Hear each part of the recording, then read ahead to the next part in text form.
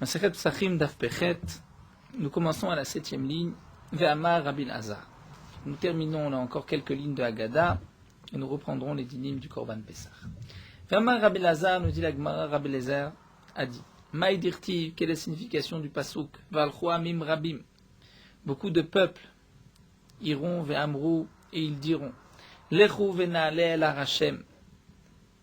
Allons et nous allons monter el Hashem, et la maison de la montagne d'Akadosh Baruch Hu, El Bet Elokei Yaakov, dans la maison du Dieu de Yaakov. Et là, Rabbi Elazar se pose la question, pourquoi Elokei Yaakov, le Dieu de Yaakov, Elokei Avraham et Yitzhak, et pas le Dieu d'Avraham et Yitzhak? Pourquoi ce n'est pas marqué Elokei, El Bet, dans la maison de Elokei Avraham et Yitzhak? Et là, nous explique Rabbi Elazar, puisque c'est marqué au sujet de Avraham Avinu a appelé le Har Hashem, il l'a appelé Har. Yitzhak l'a appelé Sadeh. Et Yaakov l'a appelé Baït, puisque c'est marqué Bet-Kel. Donc la maison, c'est un endroit, nous dit Rashi, habité, donc tranquille, Meyushav, un endroit habité, alors que la montagne ou le champ, ce n'est pas un endroit, un makom, un Meyushav. Donc c'est pour cela que les peuples vont dire, on va monter El Har Hashem, El Bet Elokei Yaakov. Pourquoi El Bet Elokei Yaakov, du Dieu de Yaakov? Puisque c'est Yaakov qui a appelé l'endroit du Bet Hamikdash, la montagne d'Akadosh Baruch Hu, Baït. Donc la Gemara nous explique, et la Loke Avram ni comme Avram shkatuv bohar, où c'est marqué Har, sheneemar Asher Yomar, Asher Yamer Hayom, Behar Hashem Yerae. Donc on voit que Avram Avinu a appelé Har Amoria Har. Veloke Yitzhak shkatuv bo Sadeh. Yitzhak c'est marqué Sadeh, Shnimar Vayetzi Yitzhak, la soir Basadeh. Yitzhak est sorti donc prier dans les champs. Et Basadeh, c'était donc ce champ-là, c'est-à-dire le Har Hashem. Donc Yitzhak l'a appelé Sadeh. Et là, qui Yaakov Shekaro Baït. Mais comme Yaakov qui a appelé cette montagne Baït, la maison. Shnimar Vaikra et Shema Makomaou Bet El, la maison d'Akadosh Baruch. Donc nous dit Rashi, Baït c'est un makom yushav, un endroit habité. Amar Rabbi Yochanan nous a dit, Gadol kibbutz galuyot, grand est le retour, le rassemblement des exils, keyom shenivru bo shamayim varetz, comme le jour où le ciel et la terre ont été construits. Shinema, comme c'est marqué dans le pasuk. Fenikbetsu bnei Yehuda ou bnei Israël yachdav, les bnei Yehuda et les bnei Israël vont se rassembler ensemble, les Samoulaim Rosh Echad vont se mettre une personne à leur tête, Ve'alou mina haaretz ki gadol yom Yisrael. Car grand est Yom, le jour Yisrael. Rashi nous dit que Yom Yisrael est traduit par le Targum Yom Kenisheon, c'est-à-dire le jour du rassemblement, le jour où les Bnei Israël vont revenir et se rassembler des galouyot des exils, et c'est marqué Vayerev Vayiboker Yom Echad, c'est-à-dire le jour de Kibbutz Galouyot, on retrouve le mot Yom, Yom Israël, et dans la création du monde, c'est marqué Yom Echad. Donc de là, on peut déduire que le Kibbutz Galouyot, le retour de l'exil, est aussi grand que le jour de la création où a été créé le ciel et la terre. Et là, nous revenons à notre Mishnah. Donc nous avons vu le din dans la Mishnah de la femme. Est-ce que elle dépend du manouille, du minouille de son mari ou de son père? C'est-à-dire si son mari l'a associé à son korban, son père l'a associé à son korban. Et ensuite la Mishnah nous a parlé de l'orphelin. Yatom shechachato alav apotropsim yochal bemakom shul rotse. Un orphelin qui a plusieurs tuteurs, nous a dit la Mishnah, il pourra manger là où il veut. Demande la Gemara shmat mina. Donc on pourrait déduire de là que yesh brera, c'est-à-dire comme nous l'avons vu donc dans le daf d'hier, le principe de ouvrir à davar les mafréa.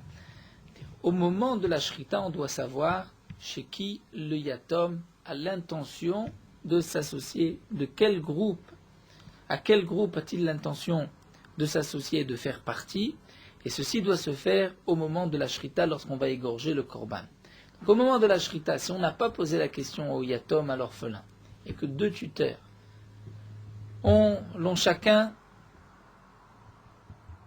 compté dans leur korban, si ensuite le yatom va dire je veux aller chez un tel ou un tel, donc c'est un principe de brera, ouvrar à Davas. On va dire rétroactivement, puisqu'il veut aujourd'hui chez Réhouven, c'est qu'au moment de la Shrita, il voulait aussi chez Réhouven. Hamar Rabizera nous dit que non. En vérité, même si on n'a pas le principe de brera ou pas, ou en brera, yesh brera ou en brera, mais c'est la baït mikol makom. Comme nous allons le voir, c'est la baït. C'est-à-dire, la Torah nous a dit, c'est un agneau, la baït par maison. C'est-à-dire, le chef de famille va prendre pour toute sa famille, il n'a pas besoin de demander à ses enfants, est-ce que ses enfants veulent participer, veulent faire partie de son groupe. Bien que on ne peut pas forcer quelqu'un à faire partie d'un groupe, c'est lui qui doit s'associer. Malgré tout, la Torah dit que le père pourra le faire pour ses enfants, comme nous allons le voir, l'Agma va rapporter une braïta. Donc de même pour l'orphelin, donc on n'a pas besoin de brera, c'est-à-dire de dire ouvrar à davar les mafréa. Chaque apotropos a la possibilité de l'associer, et c'est à lui ensuite de choisir chez qui dans quel korban, dans quel groupe il voudra faire partie. Tosfot rajoute que c'est la baït mikol makom, c'est-à-dire que c'est la baït lav de oraita. Ce n'est pas une halacha qui est minatora. Donc puisque ce n'est pas minatora, donc c'est pour cela qu'il a la possibilité de choisir par la suite.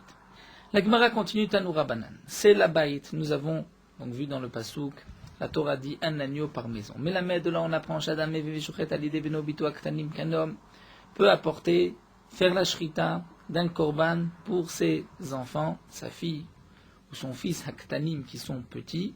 Validé Avdo Veshifrato Aknaanim, son esclave et sa servante Knaanim non juifs, donc qui leur appartient. Ben midatan, ben shelomidatan, c'est-à-dire avec leur consentement ou shelomidatan, même si eux ne sont pas d'accord. Il n'a pas besoin de leur demander leur avis. Il peut associer ses esclaves, ses servantes ou ses enfants à son korban. Il ne pourra pas faire la shrita pour ses enfants, ses grands-enfants, ou bien pour son esclave et sa servante juive, validé ishto, et pour sa femme, et la midatan, seulement avec leur consentement. Même sa femme, il doit lui demander est-ce qu'elle veut faire partie de son groupe ou pas, de même pour ses grands-enfants et pour son esclave et sa servante ivrim juif.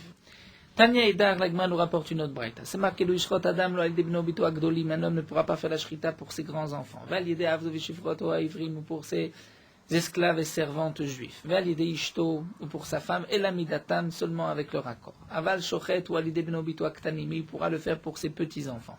Validé Avdo vishifroto akenanim pour son esclave et sa servante non juifs. Ben midatan, ben shelom midatan.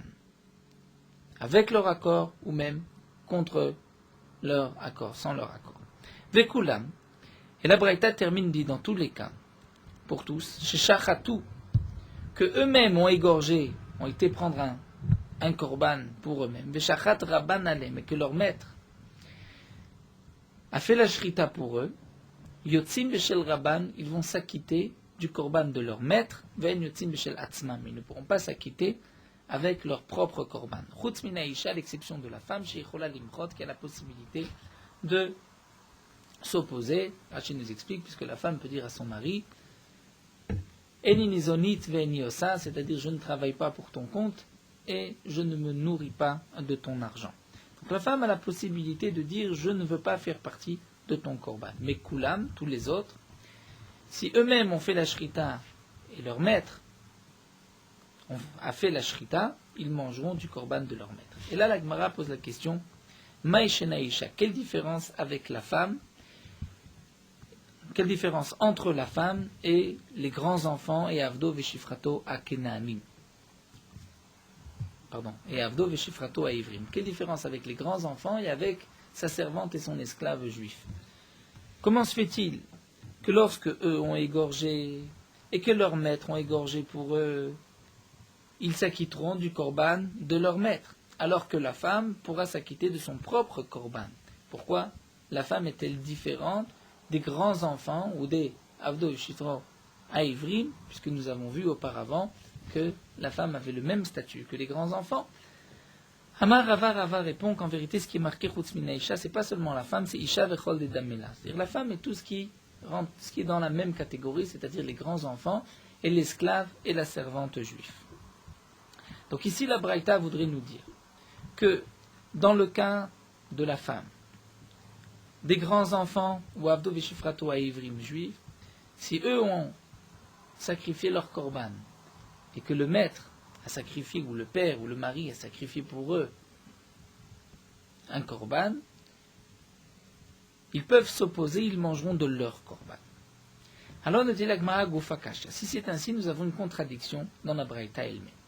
Puisque la Braïta nous a dit à Marta Chutz Minaïcha, à l'exception de la femme, chez Chola Limchot, qui peut s'opposer. Donc ça voudrait dire que lorsque la femme s'oppose, ou pas seulement la femme, les grands-enfants, puisque nous avons vu que c'est la femme, et même les grands-enfants, lorsqu'ils s'opposent, donc ils prendront de leur korban. Mais s'ils ne s'opposent pas, s'ils ne disent rien, ils vont s'associer avec le korban du mari, du père, du maître. Donc Tam a démarré, c'est seulement parce qu'ils se sont opposés à l'Omaché, Nafka Beshel Baala, s'ils ne sont pas opposés, ils peuvent s'acquitter du korban du mari, ou du korban du père, ou du maître. Et pourtant, va Katane Recha dans la Recha, au début de la Mishnah, nous avons vu de cette Braïta, Velo Alide Ishto et la Midatan, qu'il ne pourra sacrifier pour sa femme que Midatan seulement si elle est consentante, si elle est d'accord. Hastama, mais si elle ne dit rien, l'Onafka, elle ne pourra pas s'associer. Donc nous avons une contradiction dans la Braïta.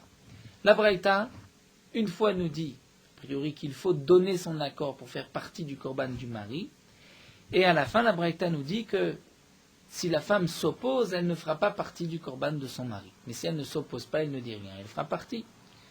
Pourtant, plus haut, nous avons vu qu'il faut son accord. Si elle ne dit rien, elle ne fait pas partie du korban du mari. Donc la shéla est de savoir quel est le statut de stama, lorsque elle n'a rien dit, elle ne s'est pas opposée, et elle n'a pas montré aussi son accord. Est-ce qu'elle fait partie du korban de son mari ou pas? Alors la Gemara répond en vérité, Maï et la midatan, ce qui est marqué midatan, c'est-à-dire avec leur consentement, lave de amrein. C'est pas lorsque la femme va dire je suis d'accord de participer à ton korban. Elle a bistama. Mais c'est bistama, c'est-à-dire lorsqu'elle ne dit rien, c'est qu'elle est d'accord. La foukecha de amar lo. On vient exclure le cas où elle a dit qu'elle ne veut pas. Donc ça voudrait dire que le din de stama, c'est comme si elle a donné son accord. Lorsque la femme ne dit rien ou elle donne son accord, le mari pourra la compter dans son korban. Lorsque la femme s'oppose, ou les grands-enfants s'opposent, là ils ne font pas partie du korban du mari ou du père. Ve'a kulam sheshachatu. L'agma termine avec une dernière question et pourtant c'est marqué kulam, pour tous sheshachatu, lorsqu'ils ont égorgé, ils ont apporté leur korban. Veshachat rabbanan, mais le maître a aussi sacrifié pour eux un korban. Yotzim shel rabban, ils vont s'associer du korban du père, à l'exception de la femme. Ils vont s'associer du korban du maître, à l'exception de la femme, nous a dit la Braïta. Et là, c'est un cas de stama. Ils n'ont pas dit qu'ils ne veulent pas, ils n'ont pas dit non plus qu'ils sont d'accord. Et pourtant, on voit que pour les petits-enfants, pour les esclaves non-juifs, ils vont s'associer au korban du maître. Et c'est marqué Chutz Minaïcha, avec Atne Chutz Minaïcha, on vient exclure la femme, parce qu'elle peut s'opposer. Donc on voit que même dans le cas où elle ne s'est pas opposée, mais elle ne fait pas partie du korban du mari. Donc la Gemara reprend. Quel est le din lorsque la femme ne dit rien? Nous avons vu auparavant qu'a priori il y a une contradiction entre le début, et ce qu'on peut déduire du début de la Braïta, et ce qu'on peut déduire de la fin de la Braïta. La Gemara a voulu dire qu'en vérité, tant que la femme ne dit rien, elle fait partie du korban du mari, c'est stama. Si elle s'oppose, elle fera partie de son propre korban. Elle s'acquittera avec son propre korban. Alors demande la Gemara, comment va-t-on comprendre la fin? Puisque la fin, c'est marqué que lorsque eux ont égorgé et que le maître a égorgé, donc même s'ils n'ont rien dit, mais la femme ne fera pas partie dans ce cas-là du korban du mari.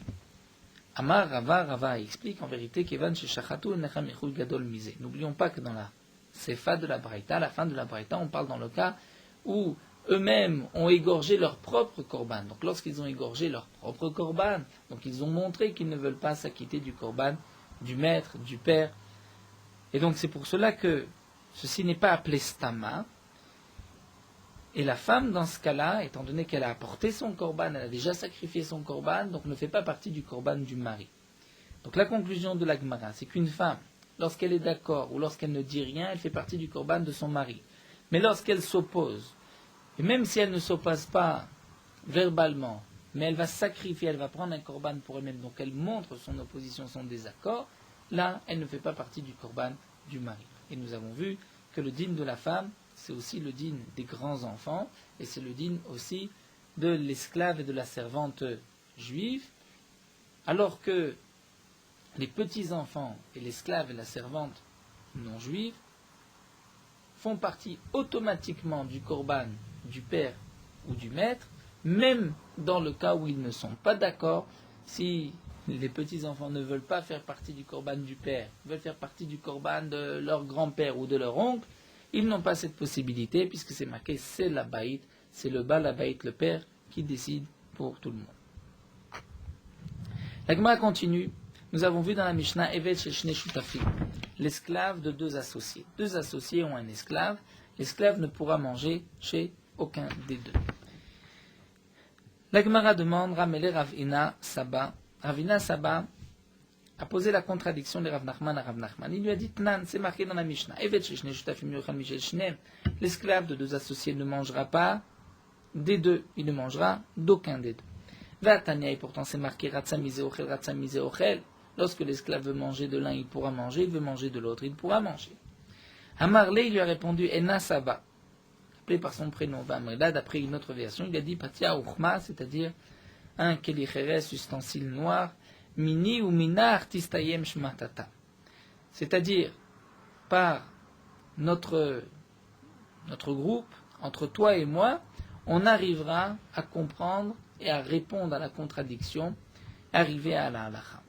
Et il a répondu ainsi, Matnitin bedekabde adade. Notre Mishnah, on parle dans le cas où les deux maîtres sont makpidim, c'est-à-dire l'un ne veut pas avoir un quelconque profit de l'autre.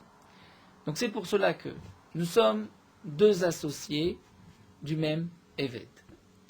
Je ne veux pas que mon Eved, ma partie, profite de l'argent de mon ami, de mon choutaf, de mon associé. Donc même si lui, lorsqu'il a égorgé son korban, il pensait au Eved tout entier, donc c'est deux parties, la partie qui est la sienne, la partie qui est la mienne, malgré tout, mon Eved, la partie de mon Eved, la partie de ce Eved qui m'appartient, ne fait pas partie de son korban. Pourquoi ? Puisque je ne veux pas que ma partie profite de son argent. Alors que Braïta, de l'okapte adade. La Braïta, on parle dans le cas où les deux maîtres ne sont pas makpidim, et même si l'un profite de l'autre, ce n'est pas grave.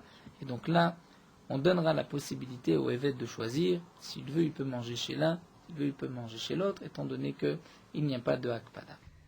La Gemara reprend ce que nous avons vu dans la Mishnah, Mishechetio Eved Echetio Ben Chorim, celui qui est moitié esclave et moitié libéré, Lo Yochal Michel Rabo ne pourra pas manger du korban de son maître.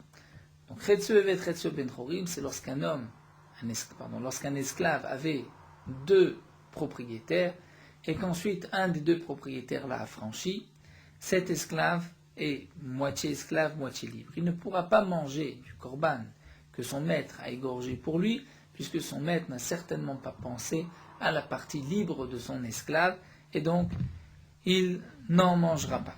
Mais la Gemara nous dit, si on veut déduire, eh bien, regardez à la loupe les mots de la Mishnah, donc on comprend que Michel Rabot de l'Yochal, l'esclave ne peut pas manger du korban de son maître, mais si lui-même sacrifie un korban, Michel Atzmo de lui-même, Yochal, il pourra manger de son propre korban.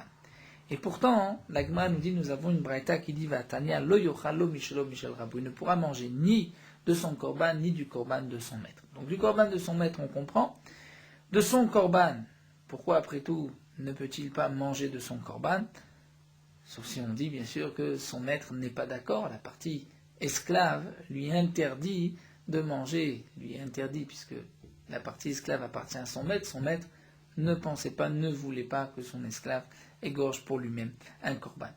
Donc comment comprendre la contradiction? La Gemara dit l'okasha, il n'y a pas de contradiction. Kan ke Mishnah Rishna, kan ke Mishnah Acharona. Ça c'est comme la première Mishnah, et l'autre c'est comme la seconde Mishnah. Comme nous allons le voir, Beth Hillel ont changé d'avis après avoir entendu les raisons de Beth Shammai à propos du Chetzo Evet Chetzo Ben Chorim. Puisque nous avons une Mishnah d'Etnan. Chetzo Evet Chetzo Ben Chorim. Lorsqu'un homme est moitié, un esclave est moitié libre et moitié esclave. Que va-t-il faire, puisqu'il est moitié? Il travaillera un jour pour le compte de son maître, et un jour pour son propre compte, puisqu'il est moitié-moitié, d'ivré Beth Hillel sont les paroles de Beth Hillel. Beth Shammai nous disent, nous tournons la page,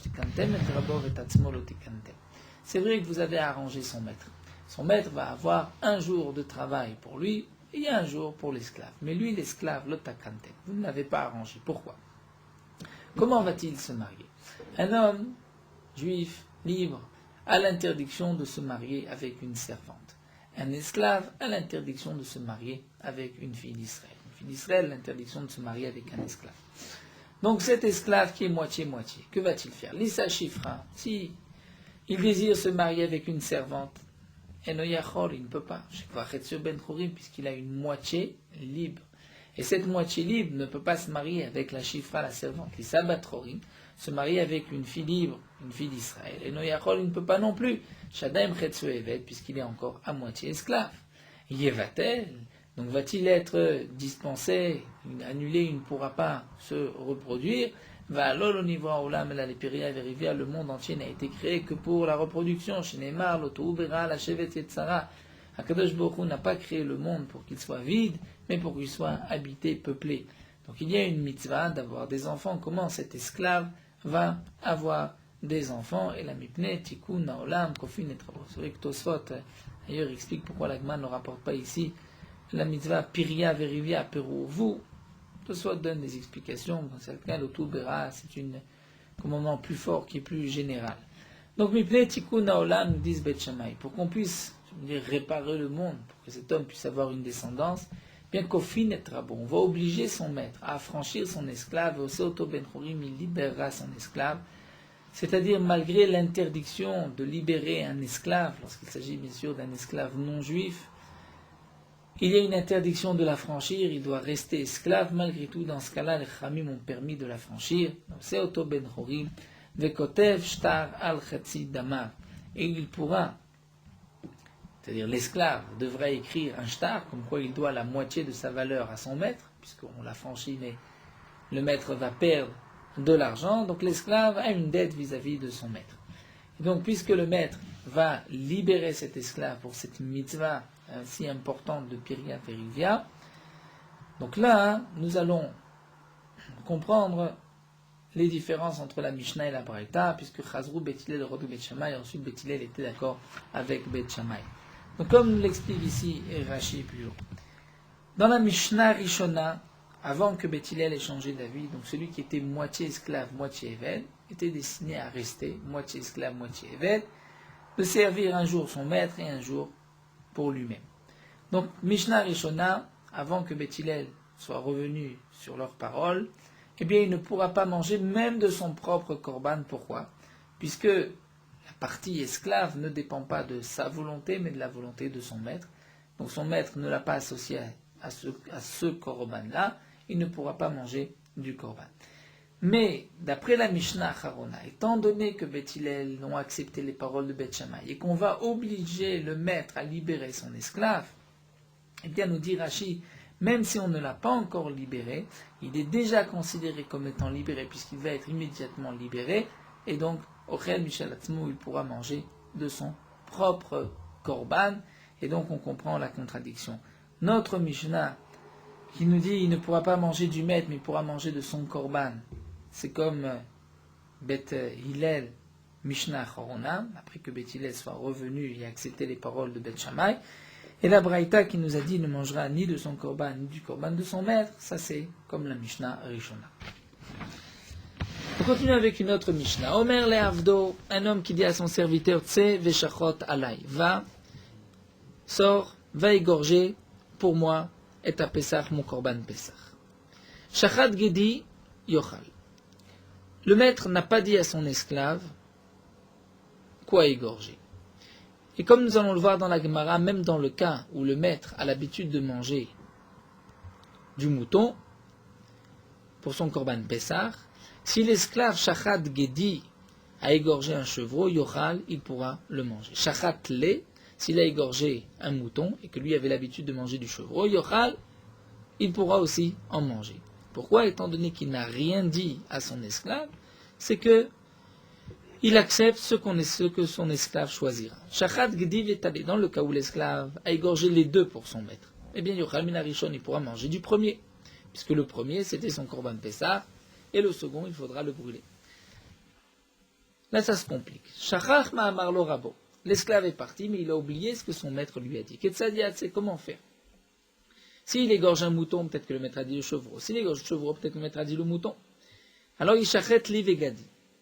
Il va égorger un tlé vegedi. Il shachet tlé vegedi, il égorgera un mouton et un chevreau. Veyomar, il dira, im gedi amar li rebi. Si mon maître m'a dit un chevreau, alors gedi shelo vetle sheli. Le chevreau est pour lui et le mouton est pour moi. Vim tle amar li rebi. Mais si mon maître m'a dit c'est un mouton que je veux que tu égorges, alors atle shelo vegedi sheli. Le mouton est pour lui, le chevreau est pour moi. Donc là, il y a bien sûr une question évidente, c'est que l'esclave n'a rien, n'a pas d'argent, puisque nous avons aussi une règle, mashekana evet kana rabo, ce que l'esclave a acquis, c'est ce que le maître, ça revient au maître, c'est le maître qui a acquis. En tout cas, la Gemara nous expliquera comment pourra-t-il dire tle sheli ou gidi sheli. Mais ce que la Mishnah nous enseigne, c'est qu'étant donné qu'il a oublié ce que son maître lui a dit, donc il va égorger les deux pour être sûr d'avoir fait comme ce que son maître lui a demandé. Ensuite, il retournera chez son maître lui dira « Je t'avais demandé un mouton » et le maître mangera un mouton. Donc quel est le din lorsque Shachar Raboma Amarlo? Le maître aussi a oublié qu'est-ce qu'il lui a dit. Et lui a égorgé un mouton et un chevreau, le maître ne se rappelle pas qu'est-ce qu'il lui a ordonné. Donc au moment de la zrika, au moment de la shrita du korban, le korban était cachère, puisque le maître à ce moment-là avait dit par exemple prends un mouton, donc lui a été égorgé, lui avait oublié, mais le maître s'en rappelait encore, donc au moment où il a égorgé le mouton, c'était le mouton pour le maître. Ensuite le maître a oublié, donc il ne pourra pas les manger, on va brûler les deux korbanot, malgré tout, Pturim et Nasot Pesach Sheni sont dispensés du Pesach Sheni, du deuxième Pesach, pourquoi? Puisqu'ils ont été acquittés par ce premier Pesach, puisque comme dit Rashi, Kamesh Ma'egalia dans le ciel, on sait quel korban était pour qui. La Gemara va développer toute cette Mishnah. Tout d'abord, la Gemara nous dit, le premier din, lorsque tu dis à ton esclave, va égorger pour moi, et que l'esclave va égorger un chevreau, tu pourras le manger, il a égorgé un mouton, tu pourras le manger, demande la Gemara Pshita, c'est évident. Alors la Gemara répond que non. Yachachat Gedi Yochal Afagav de Ragil Betle, comme nous l'avons dit, le chidouche, c'est que si l'esclave a égorgé un chevreau, le maître pourra manger le chevreau, même s'il a l'habitude de manger le mouton. Shachat Le, si l'esclave a égorgé un mouton, Yochal, le maître pourra le manger Afagav de Ragil Bekdi, même si le maître a l'habitude de manger du chevreau. Et Shachat Gedi Vetle Yochal Minarishon. Donc lorsqu'il a égorgé les deux, et un gdi et un tlé, nous avons vu dans la Mishnah qu'il mangera du premier. Ve'atania, et pourtant nous avons une braïta, une contradiction. En nimnim al shne psachim ke'echad. On ne peut pas s'associer sur deux psachim en même temps.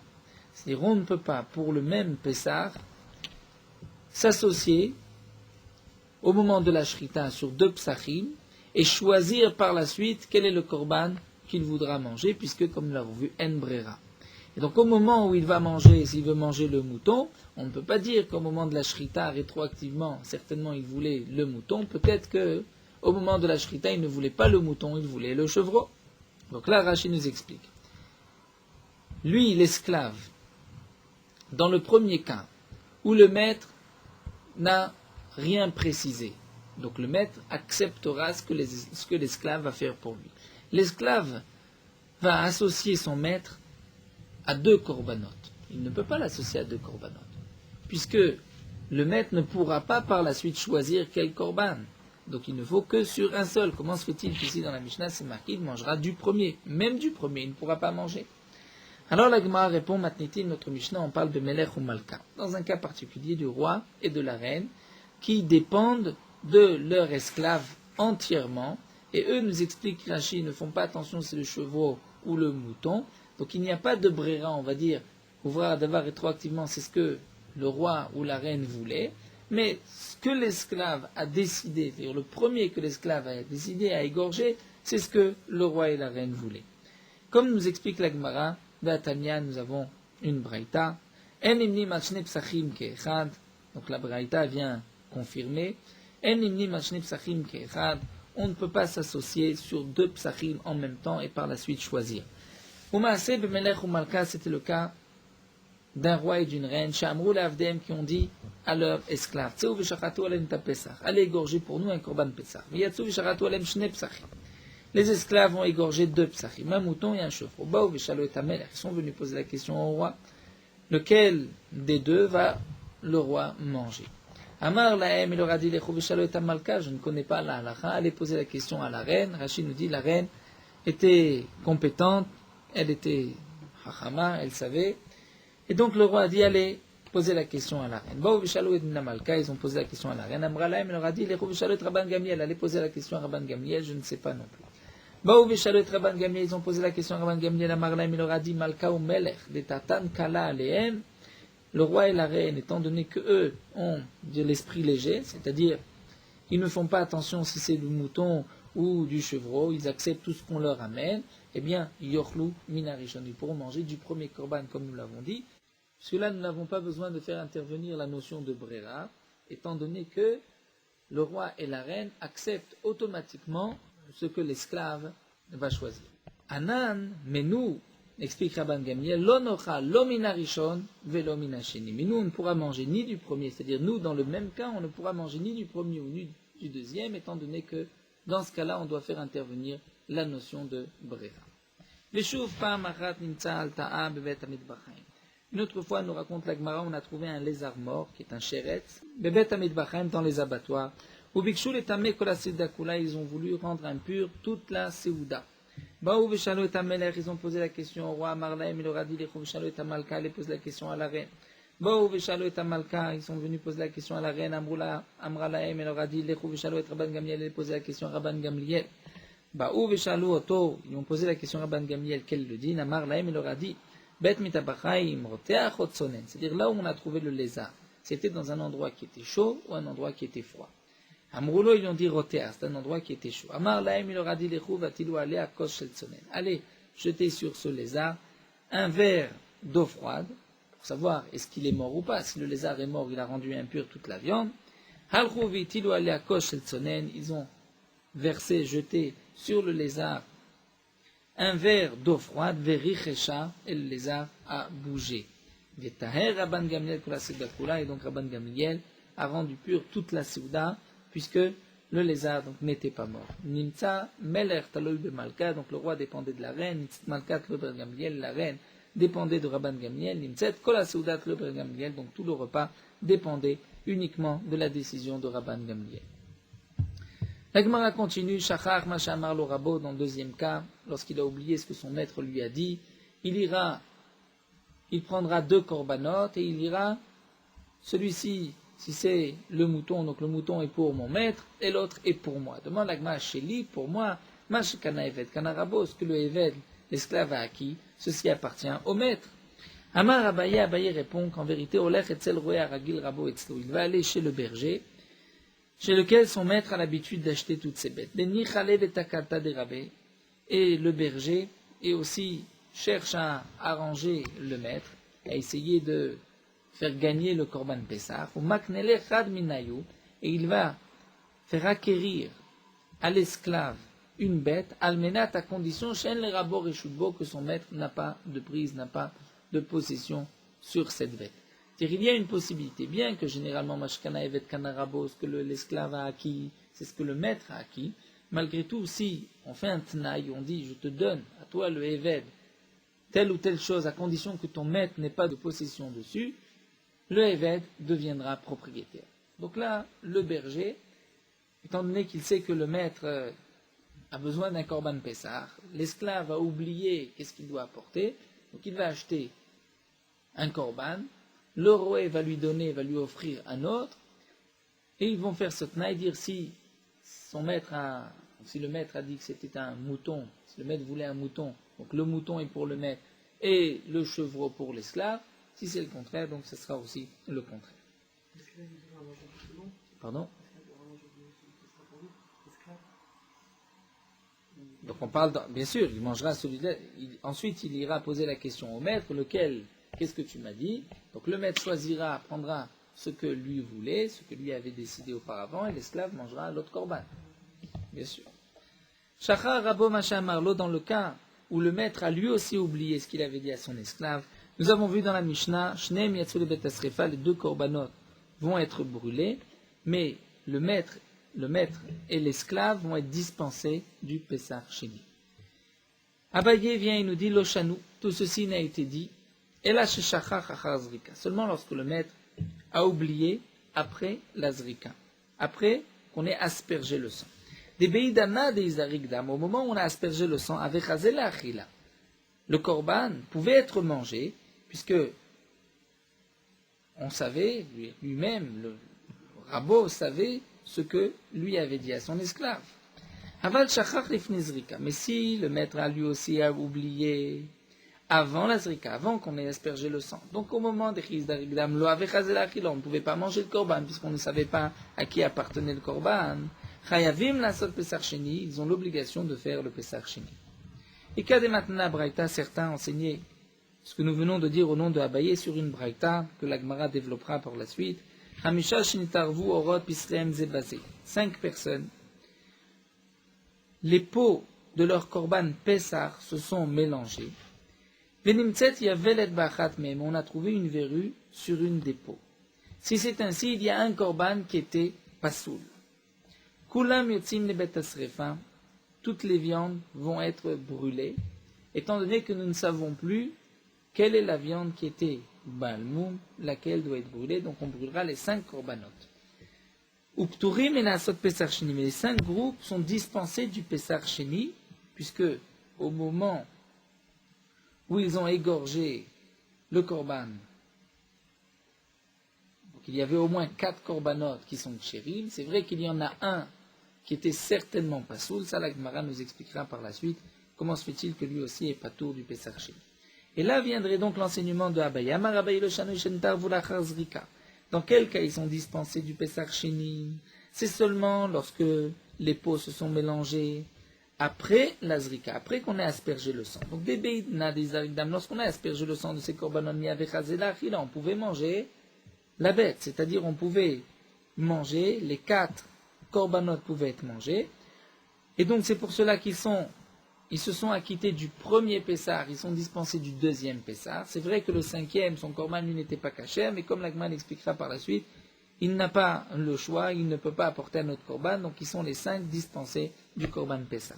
Avant l'itarvu lifnei zrika, mais dans le cas où les peaux ont été mélangées avant la zrika, et donc, avant même qu'on ait aspergé le sang, on avait déjà un doute, on ne savait pas quel était le korban pasoul.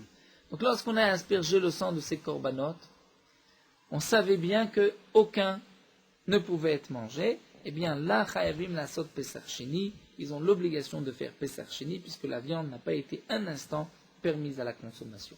Donc en vérité, nous avons 2 versions. Est-ce que Abaye a été rapporté sur notre Mishnah ou sur la Braïta?